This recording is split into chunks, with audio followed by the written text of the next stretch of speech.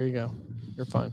Good evening. It is April the 4th, 2026, in the year of our Lord 2026. And this is Heath. And Holly. And you're listening to the Bible Caravan on OneGospel. So, Holly, do you know what this evening is? It's Good Friday. It is. It is for many human beings throughout the world. We had our Good Friday service and we are back home and ready to rock and roll. Yammer on, aren't we? Okay, we're going to share a screen. We're going to share the screen. We're going to try to do the side effects without being dumb.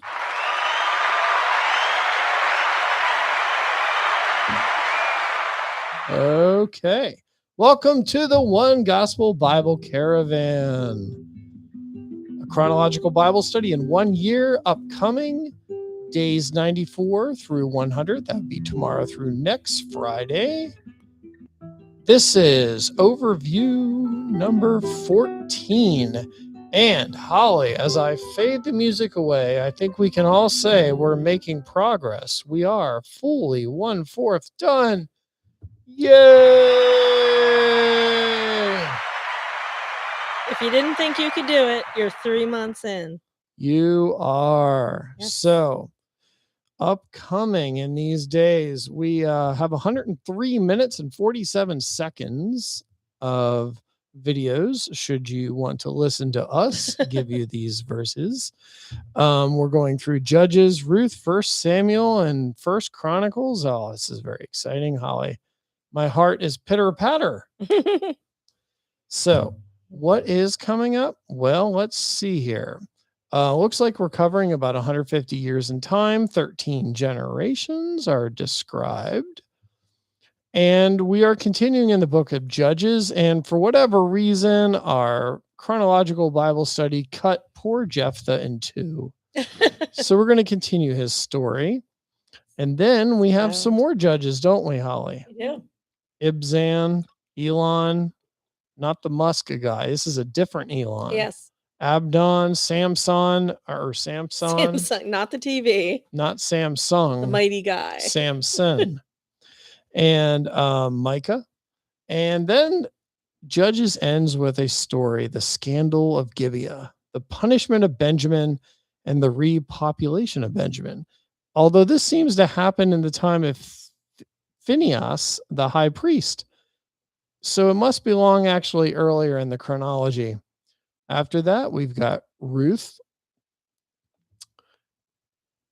And what else? Oh, First Samuel begins. So we have the promise of Samuel. Holly loves that story. I do. The Philistines take the ark and then return it because it was doing bad things to them. Wild things. Wild things. Paranormal activity. Oh, that's the wrong one. Let's try this one. There we go. That's the paranormal activity one. Israel drives out the Philistines under Samuel. Israel demands a king because of the corruption of Samuel's sons as judges. That worked out real well, didn't it? Indeed. Yep. Not well.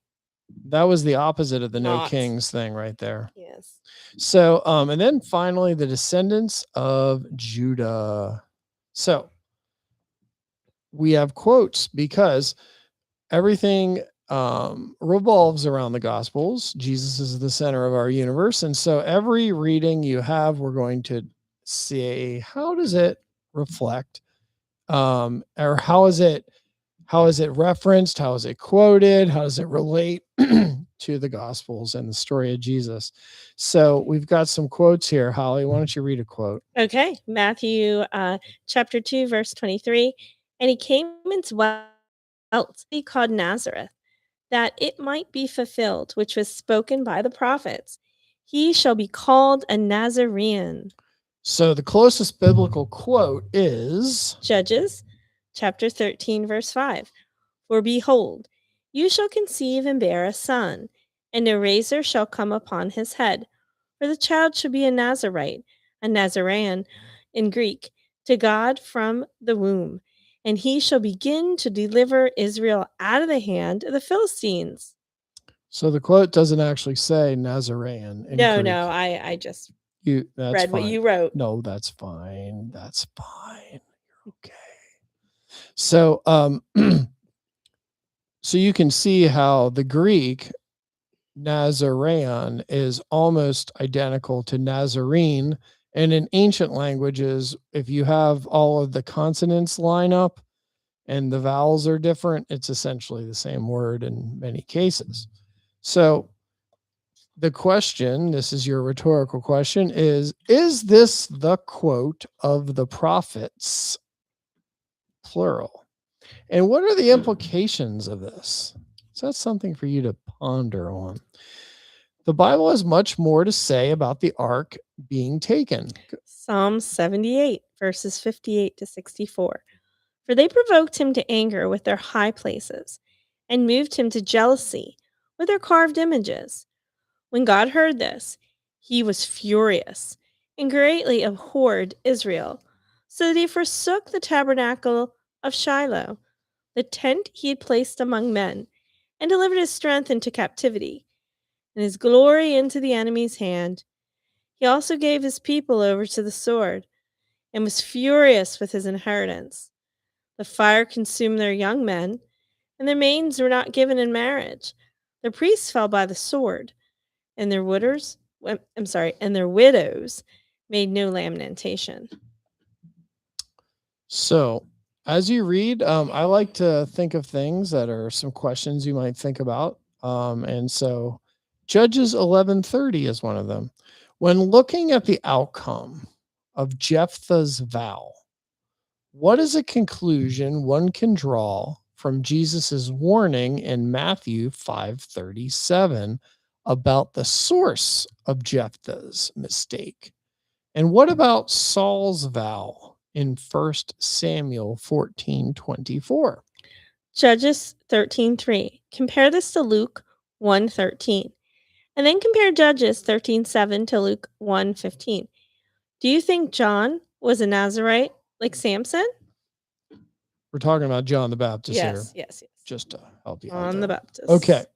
Judges 18:31. This is the first of multiple verses where the Greek translation says Siloam instead of Shiloh, which is found in the Hebrew.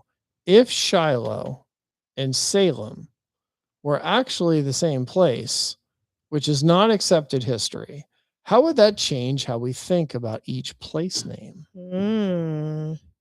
Judges 19:20. Compare this to Genesis 19:2, and then compare Judges 19:24 to Genesis 19:8. Do you think the Levite was expecting an angelic rescue like Lot? Is the response of Israel informed by Yahweh's judgment against Sodom and Gomorrah? Judges 20:26. This is the first use of fasting in the Bible, in a time of mourning and seeking God's will.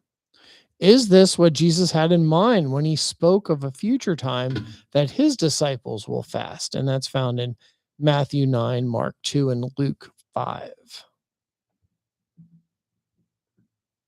All right. You ready for me, Heath? Because you didn't have a slide. What happened to my slide that said it's time for Holly's favorite question? This is very anticlimactic. Yeah, it's time for Holly's favorite question. Wait a minute. No, it's this one. Yes. Here we go. Take it away, Holly. All right. So my favorite question of the week is found in Joshua 18:16. In the Greek translation of this verse, the valley of Hinnom is the valley of Gehenna, connecting this valley by Jerusalem, Jebus in the time of Joshua, with hell, a place of fire and judgment, described often by Jesus. See Matthew 5:22, 5:29, 5:30, and 10 multiple other references. What do you think the relationship of these two places are? So the first thing I did was look up. You can go to the next slide, Heath. Joshua and Matthew. I know I have Matthew at the bottom of that page, but I realized I forgot to edit it out. So first look at Joshua 18:16. Then the border came down to the end of the mountain that lies before the valley of the son of Hinnom, which is in the Allium of Rephaim on the north, descended to the valley of Hinnom to the side of the Jebusite city on the south, and descended to En Rogel. Then I just did one for purposes of this moment, but I actually did give you a lot of the references at the end of these slides. But Matthew 5:22, but I say to you that whoever is angry with his brother without a cause shall be in danger of the judgment. And whoever says to his brother, Raka, shall be in danger of the council. But whoever says, you fool, shall be in danger of hellfire. So probably should have highlighted hellfire, but that's the word we're looking at for Gehenna. So I think you mean that hellfire was the English translation for the word Gehenna. Yes, correctamundo. Yes. So, not to be confused with Sheol, because that was a different place. Was it? Well, keep going, Holly. Anyway, Holly's keep going, because I could go on forever about that. But the Valley of Hinnom. So, where is it? What is it? So, it was a valley, or is a valley, it's still there today. A deep and narrow ravine with a steep rocky sides located southwest of Jerusalem, separating Mount Zion to the north from the hill of evil counsel, and sloping rocky plateau of the plain of Rephaim to the south. So during the late First Temple period, it was the site of Tophet, where some of the kings of Judah had sacrificed their children by fire. Therefore, it was cursed by the biblical prophet Jeremiah. So I have the quote for you on the next slide in Jeremiah 7:31. And they have built the high places of Tophet, and Tophet was a Phoenician deity, which is in the valley of the son of Hinnom, to burn their sons and their daughters in the fire, which I did not command, nor did it come into my heart. Okay, so some other references. In the book of Isaiah does not mention Gehenna by name, but the burning place in which the Assyrian army is to be destroyed. It may be read in Hebrew of Topheth. In Isaiah 66, it mentions bodies of sinners burning near Jerusalem. Jeremiah condemned the Topheth worship, which was conducted in Hinnom Valley. Josiah destroyed the shrine of Moloch on Topheth to prevent anyone from sacrificing children there. And Jeremiah prophesies that Jerusalem itself would be made like Gehenna and Topheth. So, next slide just has, I'm not going to read all these to you guys, but it's the references that Heath was talking about that reference Gehenna in the New Testament, in the Gospels. I should say in the Gospels and in James. The last is where I get to my point. So, my thoughts on it. So, Gehenna is historically associated with a place of judgment in the New Testament. It would make sense that it's tied to this historical place mentioned in the Old Testament. It was recorded in the annals of history that the fires in the pits where the filth and human cadavers were thrown burned day and night. This could be thought of as symbolically synonymous with the metaphorical idea of the judgment and the eternal hellfires. So I think that they could be connected. Holly says they could be connected. Yes. It's a really fast explanation. There's a much longer one that you can pull me aside if you'd like. We could discuss. How are the YouTubers going to pull you aside? Well, the ones that know me. The other ones will have to message us on our YouTube channel. So let's make this study better together. Pass on important cross references I did not provide. Give me feedback on making the chronological sequence better. For example, I already said Judges 19 to 21 should go earlier because of Phinehas was high priest. So Judges 2:10 transitions from a generation that experienced the exodus and conquest of Canaan to the generation that fell away and suffered bondage. So Judges 19 to 21 is likely around that time. And finally, give me questions that I did not think of. Or me. That's Jephthah's daughter right there. She says, see you next week. Oh. So it was a pleasure spending some time with you all. And we do encourage you to do what matters the most, and that's actually read the Bible or listen to it one way or the other. They're both edifying. And we look forward to giving you another little overview, sneak preview episode of what's coming up again. We'll do that next Friday, as long as, nothing, unforeseen happens. Like, wait, no. We'll get this right. That one. There we go. It's the Yeah. new one. Okay. All right. Stop sharing.